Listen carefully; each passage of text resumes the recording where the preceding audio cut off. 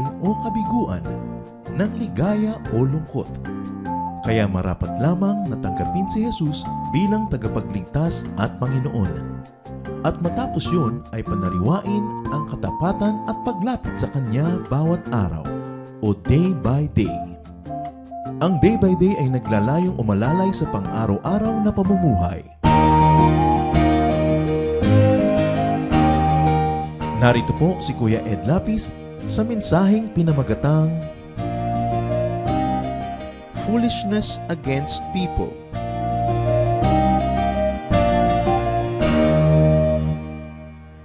Sa pang-araw-araw na buhay, tayo ay nakikisalamuha sa kapwa na we expend energy, we use strength to deal with people, pero merong negative use of energy and strength. Pagka yung mga tao ay ating nagagalit, naiinis, meron namang positive use of our energy and strength when we are endeared to people, when we do them good things and they would like to reciprocate and do good to us as well. Ang pag-aaral po natin ngayon, a very practical teaching on the goodness of God, foolishness against people. Sabi ng Panginoon sa John 10:10, I came that you might have life and have it abundantly. And for life to be abundant, we need help from other people. Anybody who succeeds has received help. We all need help. And people help those that they like. Usually, they even put stumbling blocks to people they don't like. Kaya mahalaga that we don't commit foolish acts against people.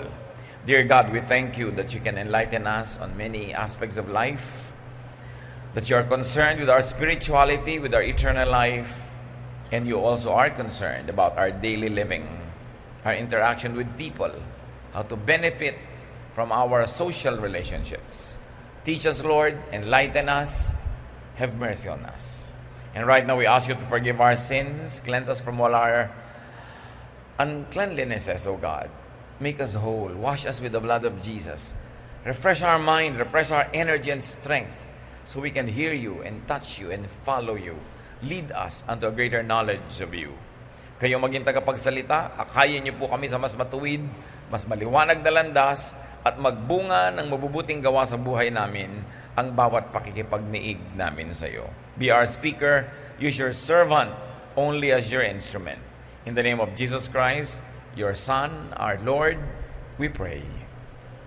Amen. Foolishness against people. Kasi meron niyang foolishness against God. Merong foolishness against nature. Merong foolishness against our own selves. At napag-uusapan natin ngayon yung mga kahibangan natin, mga kabaliwan sa pakikisalamuha sa kapwa-tao. Ecclesiastes 10:3, even as he walks along the road, the fool lacks sense and shows everyone how stupid he is. Ang isa daw taong hangal ay mahilig na lalo pang ipagparangalan, i-display ang kanyang kakulangan ng karunungan at kaalaman. At isa itong uri ng talinghaga sa pagsasabing madali namang malaman kung ang isang tao foolish or not. Sa kanyang lifestyle, sa kanyang body language, sa kanyang ginagawa araw-araw. Foolishness displays itself. Ito ay maganda na pag-aralan natin para mahukay natin at makilala ang mga sarili nating foolishnesses at para rin makilala natin yung foolishness ng iba para hindi tayo madamage. By what people do and not do, they display either wisdom or folly. That's why there's such a thing as the sin of omission and the sin of commission. Sa hindi mo paggawa ng dapat mong gawin, ikay nagkakasala. At sa paggawa mo naman ng hindi mo dapat gawin, nagkakasala ka rin. What foolishness against people cause is an interesting study. It causes unreasonable, needless, and excessive frustration. Pagkat tayo ay hindi marunong sa pakikitungo sa kapwa, ang isa sa bunga ng pakikipagkapwa natin o pakikisalamuha, frustration on their side. Pag ang tao nagkaroon ng needless, pinag-uusapan natin needless, syempre may rapist, frustrate mo, of course, you must frustrate your rapist. May magnanakaw, frustrate mo, of course, dapat mong gawin. So ang pinag-uusapan natin dito yung unreasonable, needless, and excessive frustration. Mga kapatid, ngayon pala mag-review na tayo. Baka meron kayong kasambahay, asawa, anak, magulang, kasama sa office, office mate, katrabaho, na wala nang napapala sa inyo kundi frustration. May inaasahan siyang i-deliver nyo, you don't deliver. Meron siyang hindi inaasahan na gagawin nyo, tapos bigla nyong gagawin. Yung ang commission and omission.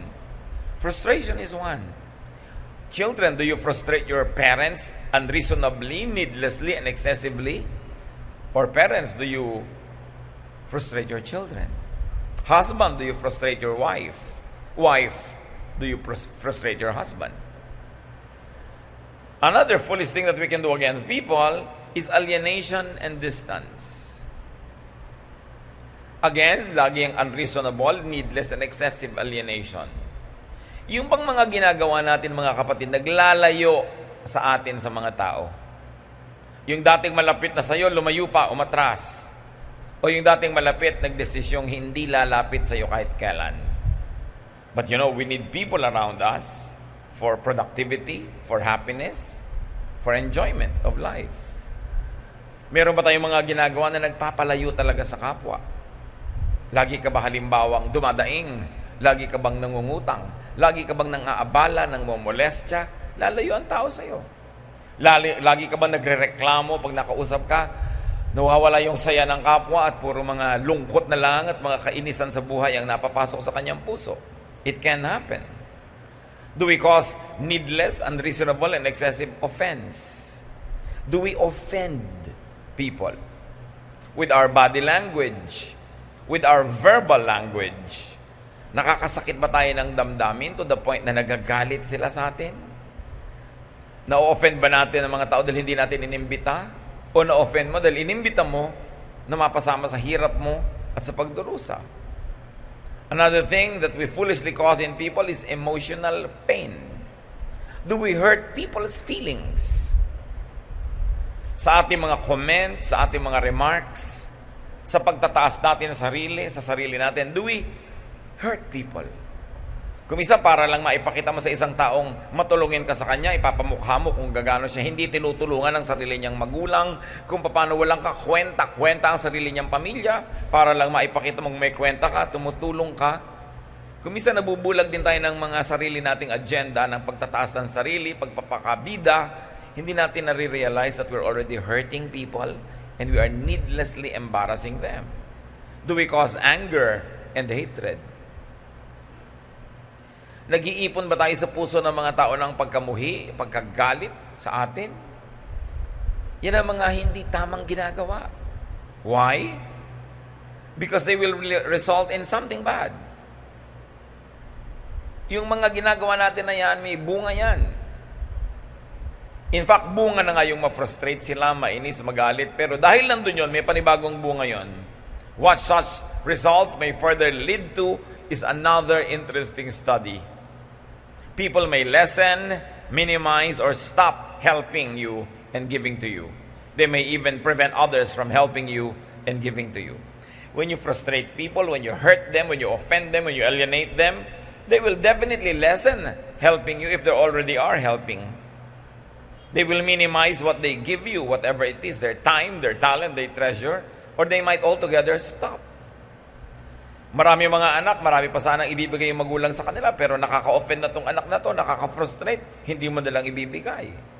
May mga empleyado, balak bigyan ng employer ng bonus, bigyan ng mga ganitong pribilehiyo, pero laging absent, tatamad-tamad, hindi nagde-deliver on time. So, ano man ang ibinibigay sa iyo, kung hindi man tanggalin, hindi nalang dadagdagan. Alam nyo, lalo mga empleyado, marami sa atin empleyado, hindi naman napakaraming employer, di ba?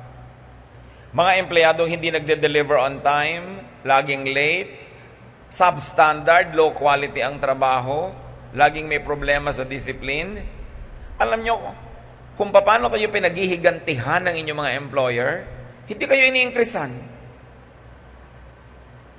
Ganyan ang usapan ng mga employer. Alam mo, meron ako empleyado, nakakainis, ganyan-ganyan, bla bla bla bla bla bla.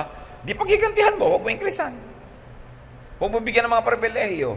Marami sa mga empleyado, hindi nila alam, marami sanang naghihintay na blessing, pero pinaghihigantihan sila ng employer nila kasi tatamad-tamad sila.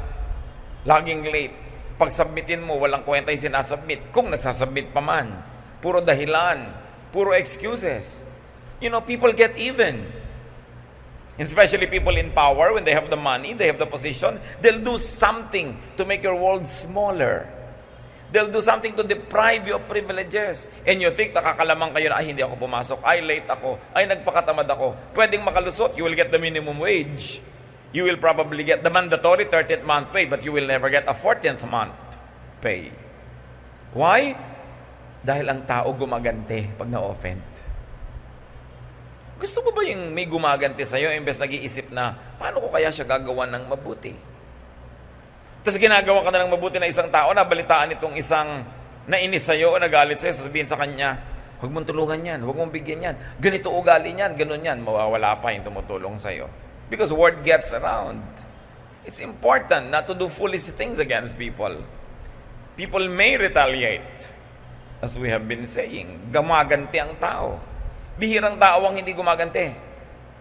Kumisan yung ganti mas mahigpit pa kaysa doon sa offense na nagawa sa kanya. People may even harm you. Gagalitin mo ang isang tao na wala namang kakwenta-kwentang bagay, lalo't may kapangyarihan ka, lalaitin mo siya, iinsultuhin, sasaktan mong damdamin, nung natulog ka, sinaksak ka. Imposible ba yun? Pwede. Napakaraming pwedeng gawin ang isang taong galit. Bakit mo siya gagalitin? Bakit mo siya iinisin?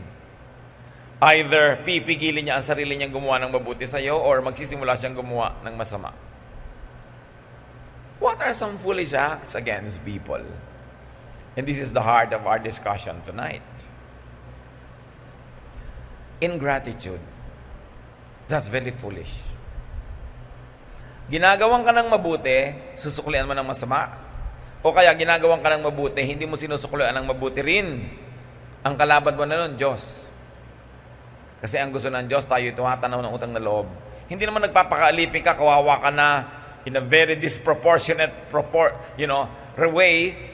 Ang liit-liit ng utang na loob mo, for life ka nang nagkaroon ng utang na loob. Hindi naman ganon. Pero ang gusto ng Panginoon, marunong tayong tumanaw. No, ang Panginoong Jesus may pinagaling na 10 ketongin, isa lang yung bumalik para magpasalamat. Sabi niya, where are the other 9? Di ba, 10 ang pinagaling ko, bakit isa lang ang bumalik? Whether it is showing our gratitude to God or to other people, God is watching. At isa sa napakalaking kamalian ng tao, yung hindi tumanaw ng utang na loob. Pwede kang makalusot, sasabihin mo, nakuha ko na naman yung gusto ko, natanggap ko na yung kailangan ko, hindi na niya mababawi. Pero nakakatiyak kang hindi ka na mabibigyan uli. O kung yung tao man na yun, mapagbigay man sa'yo dahil mapagpatawad, nakakatiyak ka na ang langit ang sisingil sa'yo. At mas mahigpit sumingil ang langit. Proverbs 17:25, a foolish son brings grief to his mother, and bitterness to the mother who bore him. Isa yung napakalaking kawalan ng pagtanaw ng utang na loob. Isang anak na isinusukli sa pagmamahal ng magulang ay problema. Dumarating yung problema, halimbawa nagkasakit siya, hindi yun kasalanan. Diba? Nagkaroon siya ng mga dagok sa buhay, hindi yun. Pero yung problemang talagang nililikha nitong anak at alam na alam niyang maapektuhan ng magulang, masasaktan, mapapahiya, magkakagastos, madadamage, patuloy pa rin niyang ginagawa. Hindi man siya itakwil ng kanyang sariling magulang, ang langit ang sisingil sa kanya. At kung hindi ka marunong tumanaw ng utang na loob, yung mga gumagawa sa iyo ng mabuti, nadadala. Sa susunod, wala ka nang aasahan. There will definitely be a restriction of blessing. Another foolish act against people is unfairness, injustice. Magkakamag-anak yan. Sinusuklian mo ng masama ang mabuting binigay sa'yo? O kaya, hindi ka nagbabayad ng tama? May gumawa ng mabuti, hindi mo binibigyan ng credit. Binibigay mo sa iba o sa sarili mo. Namimili ka, hindi ka magbayad ng tama. Mangungutang ka, hindi ka magbabayad. Unfair. Ginagawan ka ng mabuti, ang obligasyon mo bilang isang taong tinitirhan ng Espiritu ng Diyos, gumawa din ng mabuti. Maging mapagsukli tayo ng kabutihan. Colossians 4:1, Masters, provide your slaves with what is right and fair, because you know that you also have a master in heaven. So whoever is in a strong position in his or her relationship with the weak Dapat siyang fair. Nagbabayad ba tayo ng fair salaries to our employees? Kung kaya naman nung bottom line ng kumpanya. Do we reward good work? Because we are being expected to be just. It's foolish to be unjust. Why? People will only take so much. Pagpapasensyahan ka lang, lilimutin lang yan up to a point. Pero pag lumampas ka sa breaking point ng tao, paghihigantihan ka. O kung hindi ka man paghigantihan, titigilan na niya na maging mabuti sa'yo. Both ways, you lose. Another foolish act against people, unkindness. Bihira lang tayo nagkakaroon ng chance to be kind. Huwag niyong papalampasin. Especially, very foolish yung unkindness to the strong. Halimbawa, sa 1 Samuel 25, 10-13, Nabal answered David's servants, "Who is this David? Who is the son of Jesse? Many servants are breaking away from their masters these days. Why should I take my bread and water and the meat I have slaughtered from my shearers and give it to men coming from who knows where?"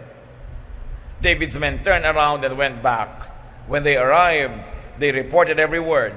David said to his men, "Put on your swords." So they put on their swords, and David put on his.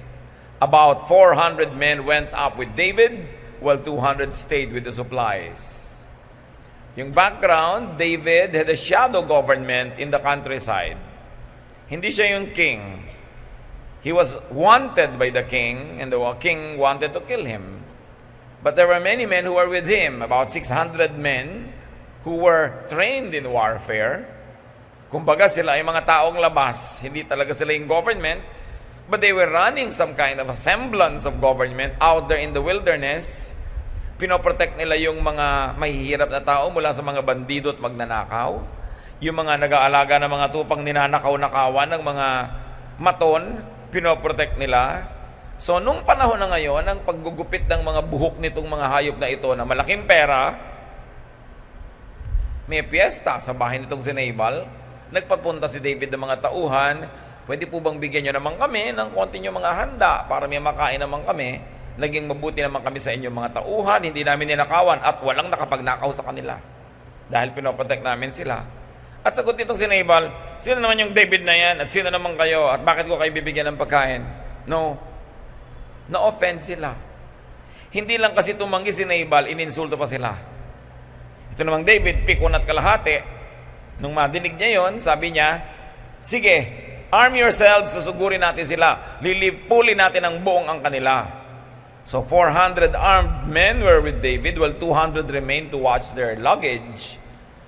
Can you imagine what terrible thing would have befallen this family kung hindi nagkaroon ng intervention? Why will you be unkind to the powerful? Talo ka talaga. Don't be unkind to the strong. Don't be unkind to the soon to be strong. So dapat alam mong, this person will soon be strong. I should be kind. If you are not kind because you are kind, at least be kind because you're wise. Because you don't want to create enemies. Yung mga dapat mabait ka to the weak and the poor now. Because you will know if they will be strong and rich tomorrow. You must be kind to the low-ranking now. They might be high-ranking tomorrow. You must be kind to the children, to the young now, because tomorrow they'll be adults and you'll be a senior person who will probably need their help. Dapat ang tao hindi gumagawa ng offenses. Ang puso kasi ng tao parang taniman yan. Pag nagtanim ka ng pangit, may bubungang pangit. Liba na lang magpasakop siya sa Diyos, magpatawad at paghimalaan ng kanyang emosyon. Pero usually, kung hindi ka man paghigantihan, at least hindi ka gagawa ng mabuti. So why hurt people? Why offend people? Why do foolish things against people? Unkindness of the weak is very foolish. As we have said, because they will not always be weak. Or some hero might stand in their stead and take their revenge in behalf of the weak that you have done evil to. Not only that, the affection and protection of the Lord is for the weak. Jeremiah 49:11, God speaks, but I can be trusted to care for your orphans and widows. So bakit ka mga-api ng mga ulila at ng mga balo kung sila ay under the protection of God? Leviticus 19:33-34, utos ng Diyos, don't mistreat any foreigners who live in your land. Instead, treat them as well as you treat citizens and love them as much as you love yourself. Remember, you were once foreigners in the land of Egypt. I am the Lord your God. So, nilinaw ng Diyos kung sino yung nag-uutos. Ako na naglabas sa inyo sa slavery. Sundin ninyo ako. Huwag ninyong imamaltrato ang mga foreigner. Why? Because foreigners are weak. They are not covered by legal law. They don't have a social system to support them. They don't have too many friends or relatives. Kayang-kaya mo silang kawawain. So sabi niya, don't mistreat foreigners. Siyempre, you must stretch the meaning of foreigners. Sabi, pag may nakikilugar sa inyo ng mga dayuhan, huwag niyong apihin. Lalong-lalo naman kung may nakikitira sa inyong pamangkin, may nakikitira sa inyong pinsan, nag-aaral, taga-probinsya, nakikitira. Do we treat them well? Are we kind to them? Siyempre, yun naman nakikitira, nadagdagan ang gastos ng pamilya na yun ng tubig, ng kuryente, ng lugar na tinutulugan mo. So, dapat makisama ka, hindi ka excessive na laging gumagastos ng kuryente, ang gastos-gastos sa tubig, sa pagkain, etc. Makisama ka. Pero, may instruction doon sa mga host, maging mabuti kayo sa mga sumisilong sa inyong bubungan. Kung mapamangkin mo ba naman, nag-aaral, hindi na siya pwede mag-electric fan.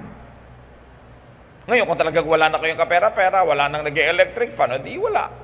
Pero yung hindi lang komo dahil nakikitira lang siya, sampid lang yan, di ba? Pamangkin mo lang yan. Alam niyo naman, meron tayong masamang habit na pag mga pinsan galing Maynila, pupunta sa probinsya, akala mo mga prinsesang mayayaman kahit nakatira sa slums. Pagdating sa probinsya, akala mo kung sinong mga sosyal. Pero pag mga taga-probinsya ang kamag-anak, pagdating sa Maynila, naaalila, laban ng laba, linis ng linis, kinakawawa. Hindi dapat ganun. Kung yung foreigner ay tinapagtanggol ng Panginoon, yung paban sarili mong kamag-anak.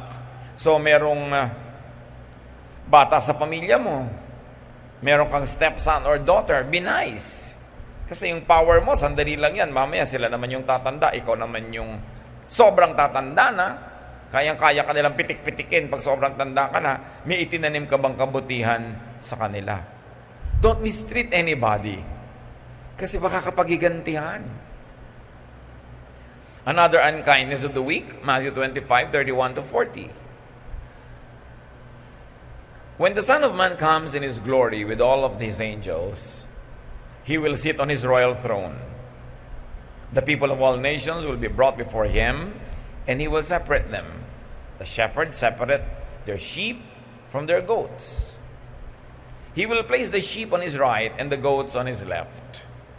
Then the King will say to those on His right, my Father has blessed you. Come and receive the kingdom that was prepared for you before the world was created. When I was hungry, you gave me something to eat. When I was thirsty, you gave me something to drink. When I was a stranger, you welcomed me. When I was naked, you gave me clothes to wear. When I was sick, you took care of me. And when I was in jail, you visited me. So nung hinati daw yung dalawang uri ng tao, isa sa kaliwa inilagay, isa sa kanan ng Diyos, sinabi niya dun sa mga nasa kanan, manahin ninyo ang inihandang pamana para sa inyo ng Ama sa langit. Dahil napakabubuti ninyo. Nung nangangailangan ako, binigyan niyo ako. Nung mahina ako, sinuportahan niya ako. Then the ones who please the Lord will ask, when did we give you something to eat or drink? When did we welcome you as a stranger or give you clothes to wear? Or visit you while you were sick or in jail? The King will answer, whenever you did it for any of my people, no matter how unimportant they seemed, you did it for me. So ganoon na lang ang pagpapahalaga ng Diyos sa pagtulong natin sa mga kawawa, mga may sakit, mga bilanggo, guilty or not guilty, bilanggo sila yung nagdurusa, incapacitated, immobile, no? Hindi sila nakakakilos, nakakulong lang sila, hindi sila malaya. Sila'y nagiginaw, mga nahubaran, mga walang makain. Pare-pareho sa tingin niya ng Diyos, weak. At sino man ang tutulong sa kanila, inaangkin ng Diyos na sa Kanya yun ginawa, na siya ang nagkaroon ng utang at siya ang magbabayad. Pero may kabaligtaran yan. Yung hindi mo gawa ng tulong na matutulungan mo naman, hindi mo binigyan, mabibigyan mo naman, inaangkin ng Diyos na siya ang tinanggihan. Siya ang pinagmalupitan, siya ang nineglect. Kaya sabi niya, ako rin ang sisingil sa inyo. So huwag tayong magko-commit ng foolish acts to withhold the good that we can do when we can do it. Kung kaya ng iyong katawan, kaya ng iyong bulsa, be charitable, be good. After all, hindi mo naman siguro laging kaya. Baka dumating yung panahon, ikaw nangangailangan ng charity. Hindi lahat ng panahon, kailangan ka ng kapatid mo. Pero yung ba namang panahon na kailangan ka, ine-neglect mo pa siya, lalo't kaya mo namang tulungan. People don't always need help. Unless they are leeches, no?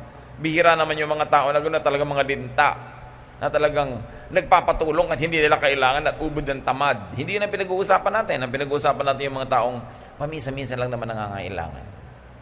Dapat hindi nine-neglect. Now, these are the foolish acts against people. Unkindness, one-wayness, lack of reciprocity. Tanggap ka lang ng tanggap. Diba? You always get and forget. That's foolish. Well, you want other people to just give and forgive. Hindi pwedeng one way ang buhay. Dapat marunong ka magsukli. Another foolish act against people is abusiveness. Pag mabait yung tao, inaabuso. Pag mahina, hindi kayang gumanti, inaabuso. Proverbs 1:32, sin and self-satisfaction bring destruction and death to stupid fools. Don't abuse. Kung meron kayong nasandalan na konti nung panahon ng hirap, hindi ito yung nahihirapan kayo, sa kanya kayo sasandal. Yan ang hirap kumisan sa mga pamilya. Pag meron isang medyo nakakaangat, medyo may kabuhayan, medyo may konting kakayanan, ito yung merong may kailangan yung lahat ng kamag-anak sa kanya lalapit. At pag nabigyan niya yon, kakalat na yung balita, lahat ng inang may kailangan sa kanya lalapit. Kahit yung iba merong konting itutulong at pwede, hindi natutulong, ituturo na lang doon sa mas makaya. So papatayin na lang nila yon, gugulpihin na nila ng kahihingi hanggang madala, magsara, magalit o maghirap na rin tulad nila. Dapat hindi tayo nag-a-abuse. Kung meron tayong naaasahang member ng family, tipirin natin ang paggagasgas sa bulsa nila. Huwag lagi. Kasi baka humirap uli katulad natin. O baka magalit, mainis, magpakalayo-layo, tigasan ng loob dahil nakakahalata na inaabuso. Don't be abusive. Kung meron kang asawa na kahit pagsalitaan mo na masasakit, umiiyak lang o hindi lang kumikibo, wala ka naman tigil ng pag-abuso sa kanya, verbal abuse, stop it. The Lord is counting your words that you're saying and the other person is just accepting it and getting hurt. Yung pala naiipon lang at nung minsan hindi na nakatiis. Hindi mo alam kung anong pwede magawa sa'yo na isang taong pinagdidimlan ng isip. Dahil napupuno o nagagalit. Kung meron kayong anak na lagi niyong inuutusan, payag ng payag, anong iutos niyo, sunod ng sunod. Yung iba naman mga tamad yung anak, hindi niyo lang inuutusan dahil mahirap kausap. Na-abuse na yung masunurin. You must spread the load, not only one person. In other words, do not punish people who are dependable. Reward them instead of punish them. Anong gantimpala ang pwede nyo ibigay sa mga dependable? Huwag nyong laging asahan. Pagpahingahin nyo naman, makarecover naman sila. Hindi ko mo naaasahan, sila lagi ang taya. So what are you doing? You are punishing people for being good to you.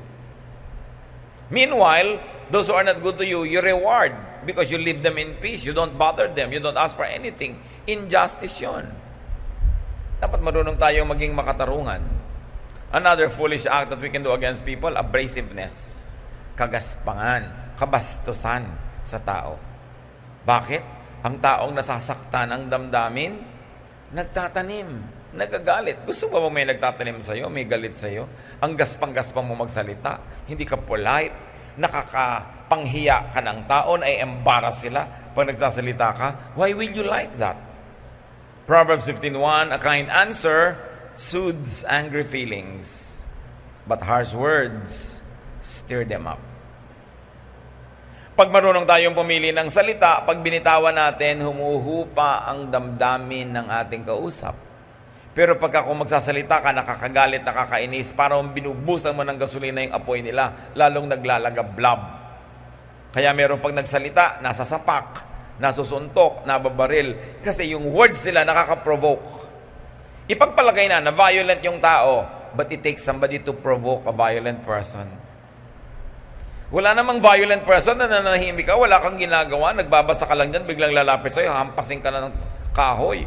Siyempre, kailangan may saribihin ka, may gawin ka, irapan mo, may body language ka para siya ma-provoke. Unless the person, of course, is insane, which is not our topic. The topic is, do you provoke people to be angry because you're abrasive?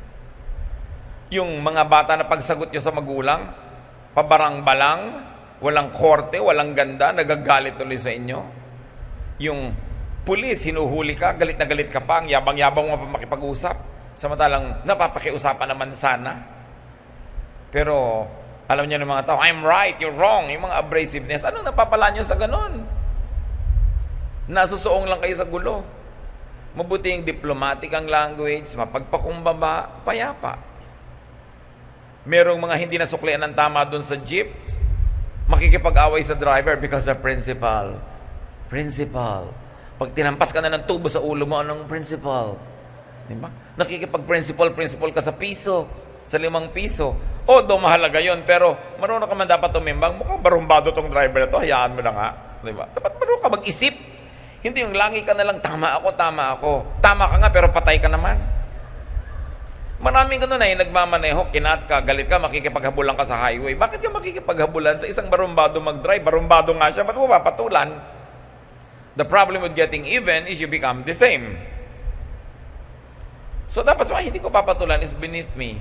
Why will I allow this person to make me angry? Why we allow a foolish person to take away my happiness today and turn me into some raging bull? So at the end of the day, sino yung nalugi? Dapat marunong ka magbaba ng iyong pride, hindi ka laging mag-take offense, to be wise and not be abrasive.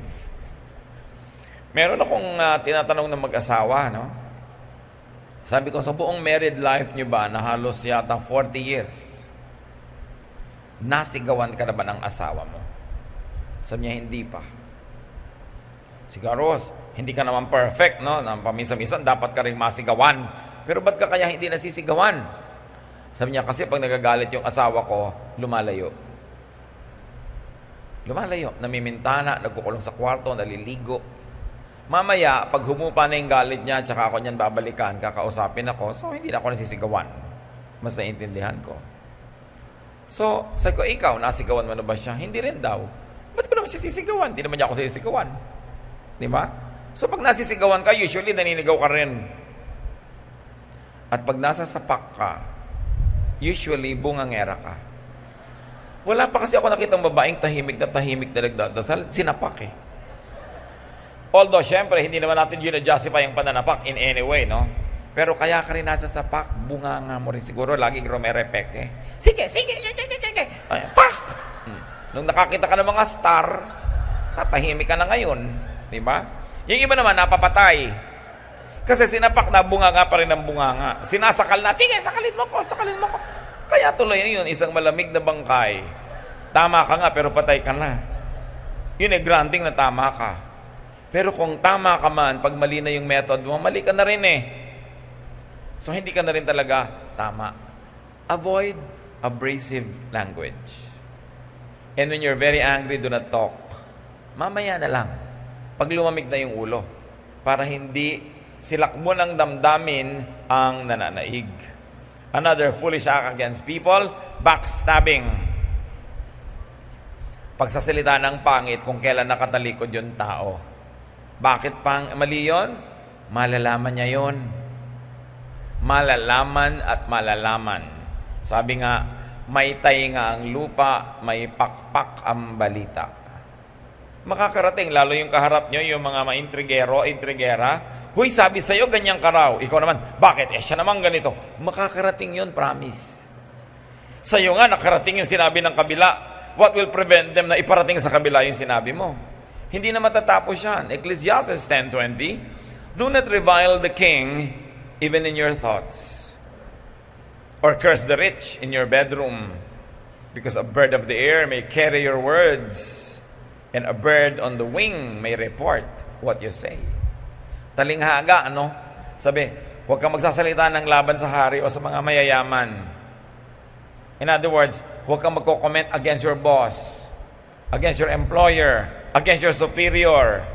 May magre-report. Hindi yan wise. Meron kang gustong sabihin, dumiretso ka, magsabi ka ng tapatan doon in a polite language. Kung hindi mo kaya yon, keep quiet dahil lulubog ka lang ng lulubog. Ngayon, huwag mo rin gagawin yan sa mga mahihirap. Dahil mas mahirap at there's nothing to lose, mas lalong wild ang mga tao because there's nothing to lose. So dapat maingat ka. Don't backstab. Don't talk negatively against people behind their backs. Una, yung kaharap mo, lumiliit ang pagtingin sa'yo. Kahit ginaganahan sila makinig sa sinasabi mo, at the back of their minds, they say, walang kwentang tao to kasi namiminta siya ng taong absent to defend himself. So, hindi naman lalaki yung papel mo sa kausap mo.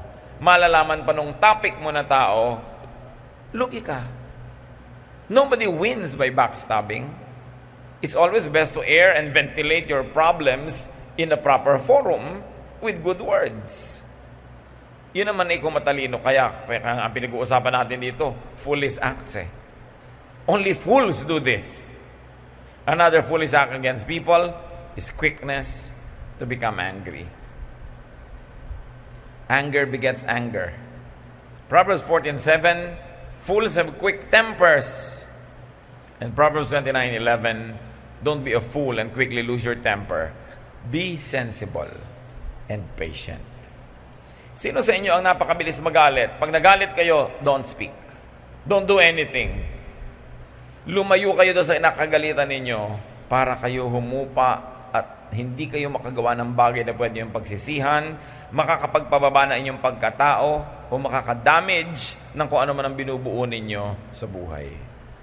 Proverbs 13:16, every prudent man acts out of knowledge, but a fool exposes his folly. We are all foolish. Nobody is perfect. But the only difference among people is some expose their folly and some do not. And because they do not, they don't have much regrets to do later on kasi hindi nila pinagbigyan ang silakbo ng damdamin. Do not do foolish acts against people.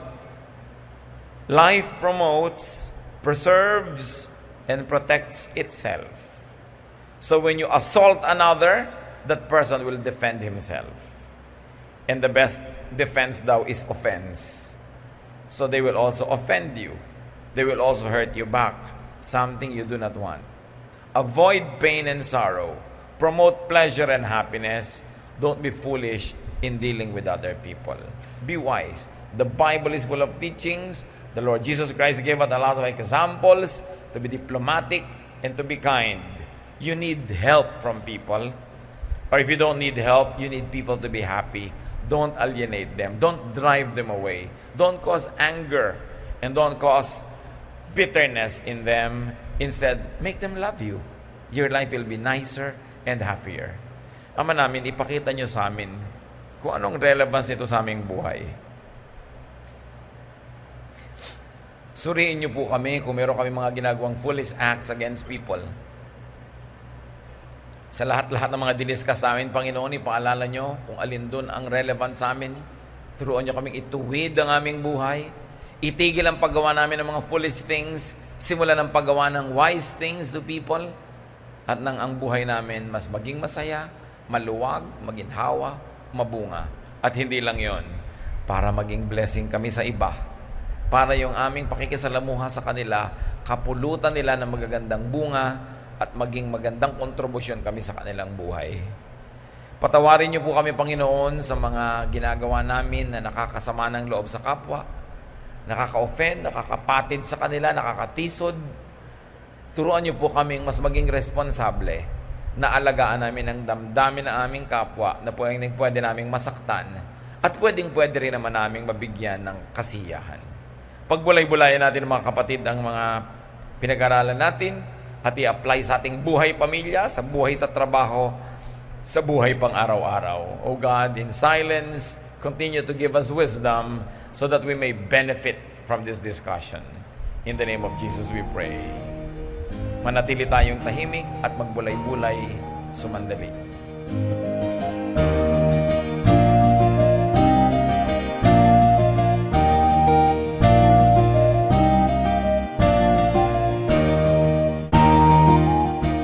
Ang katatapos pong mensahe ni Kuya Ed Lapid ay pinamagatang Foolishness Against People.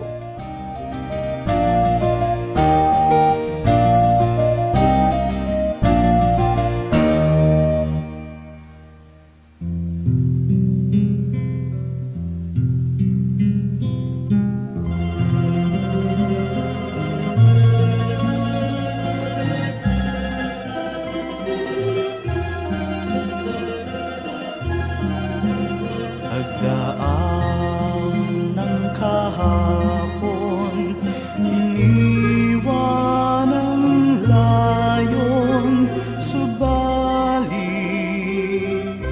kayo'y nanatili. Ako'y piling man sa bukas at hana'y lumipas, panatag sa inyong kandiling. O Jesus, sa ulayaw, hatid sa kibuhay, agapay sa paglalakbay, kaibigan kang tunay, dagli ang karamay, kailanman di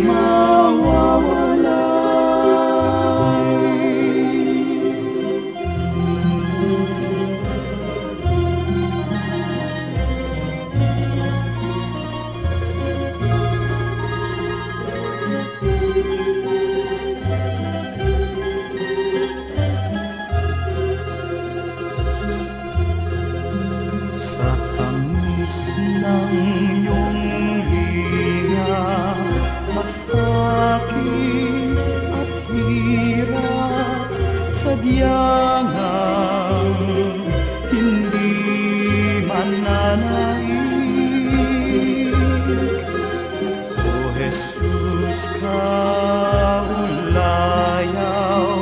gawin pang malinaw sa akin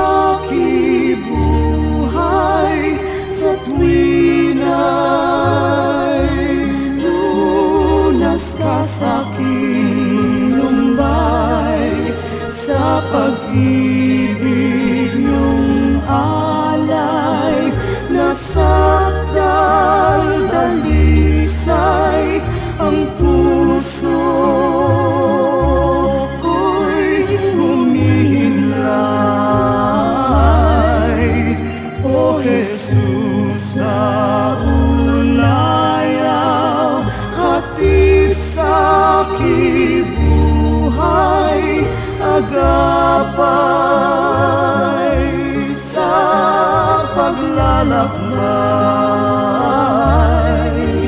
Kaibigan kang tunay, tagliyang karamay, kailanman di mawawala.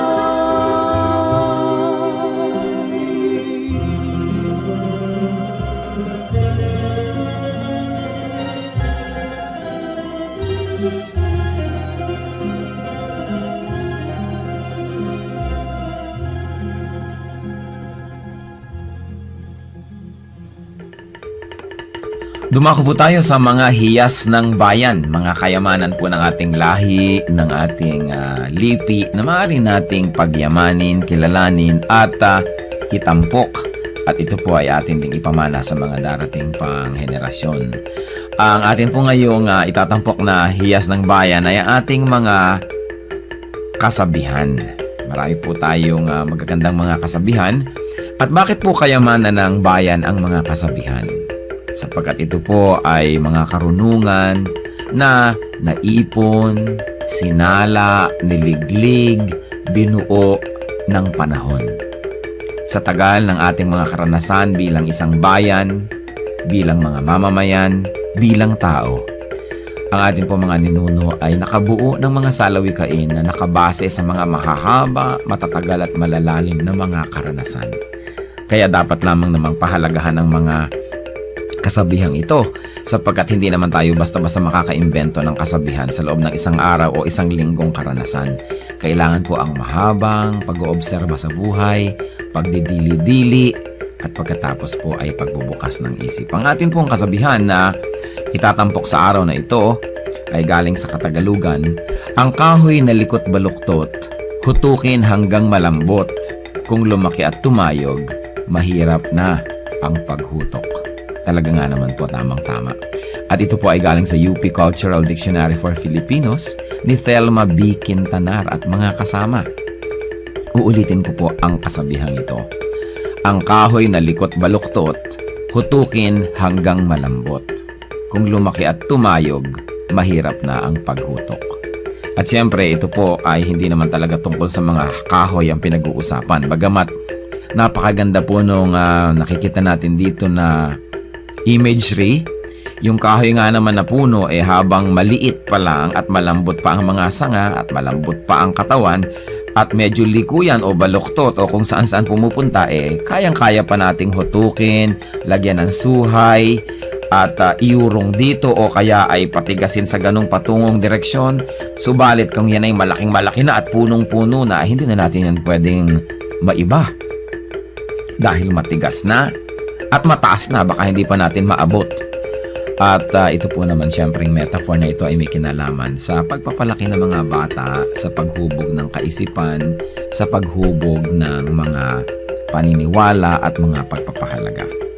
Napakahalaga ang pagtuturo sa bata ng mga konsepto ng tama at mali, ng maganda at ng mga hindi maganda, habang ang tao ay bata pa, habang ang kanyang isip ay mura pa, at habang siya ay masunurin pa, habang siya ay dependent pa at umaasa pa sa kanyang mga magulang o sa mga matatanda, habang siya ay teachable and impressionable, ay kailangan na dumating tayo sa talagang masusi at seryosong pagtuturo. Napakahalaga na turuan ng mga bata sa tamang panahon. Huwag po nating ipaurong-urong ang pagtuturo sa mga bata. Pag kami mga itinatanong, huwag natin sabihin, bata ka pa, hindi mo pa malalaman yan, saka na, pagtanda mo na. O kaya, ano ba, kabata-bata mo, ang dami mong tanong, malalaman mo rin yan pagtanda mo. Kailangan po maingat tayo sa pagsagot sa mga tanong, ibigay po natin ang mga sagot na tumpak at tama, at itrato natin ang mga bata na parang matanda kung ating kausap, igalang din natin sila, at bigyan natin ng mga tamang paliwanag. Tandaan po natin ang pagbabantay, ang pagtuturo, ang paghuhutok sa mga mumunting mga bata. Yan po ay magkakaroon ng panghabang buhay na epekto sa kanilang buhay. Kaya isa pong mahalaga na paalala rin sa ating mga magulang, bigyan natin ng oras ang ating mga anak, bigyan natin ng panahon na mahutok yan sa tama. Sapagkat kapag malaki na, mahirap na po yan na ibahin pa.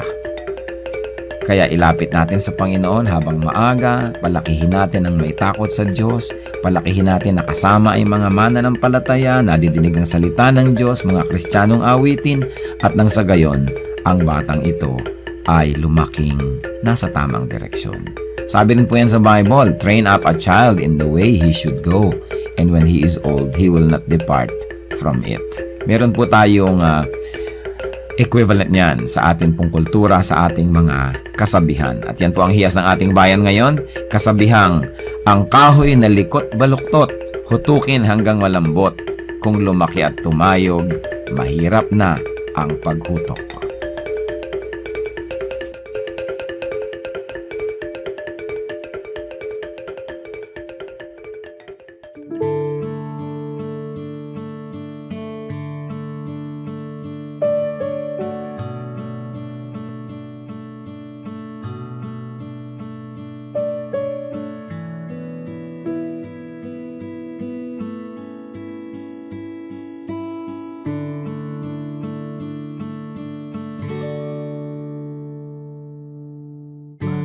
Magpakailan pa man, magpawalang hanggan, pag-ibig niyo sa akin, di nababago ng hangin, kahit saan pa man. Kahit na sino man, kayo'y sa aming piling, di man maabot ng damdamin.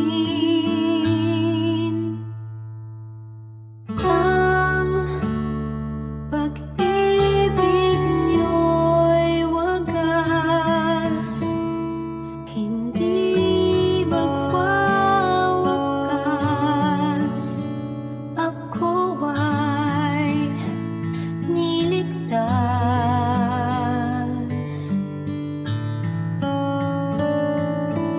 At pag-ibig niyo'y sapat, sa akin ay tapat.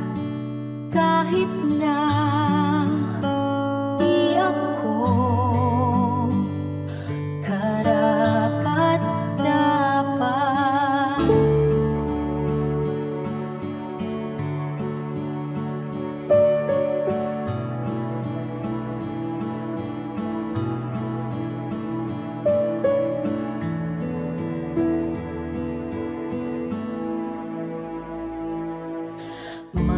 Magpakailan pa man, magpawalang hanggan,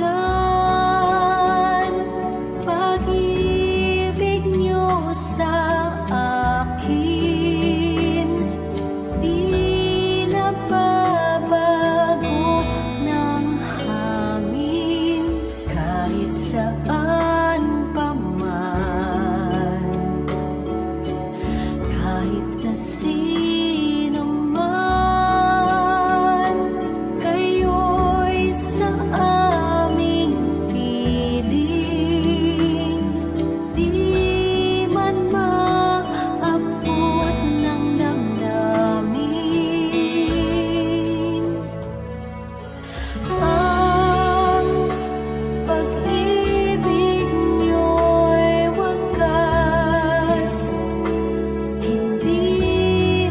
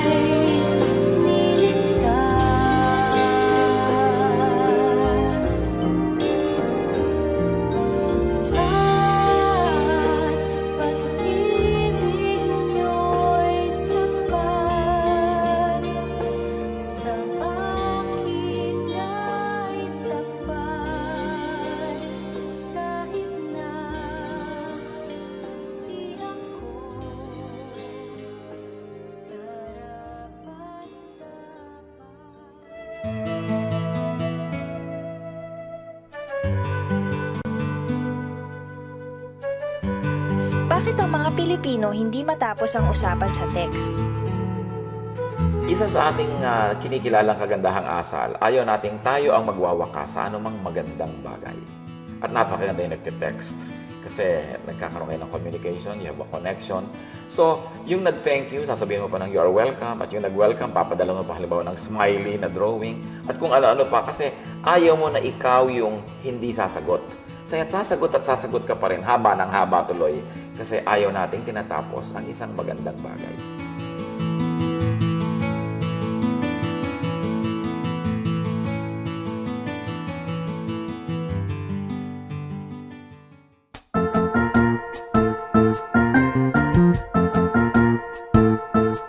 Oras na po para pansamantalang magpaalam ang programang Day by Day. Tayo po'y magsama-sama tuwing ika-6 hanggang ika-7 ng umaga, araw-araw. Magandang umaga po at mabuhay ang Panginoong Hesus!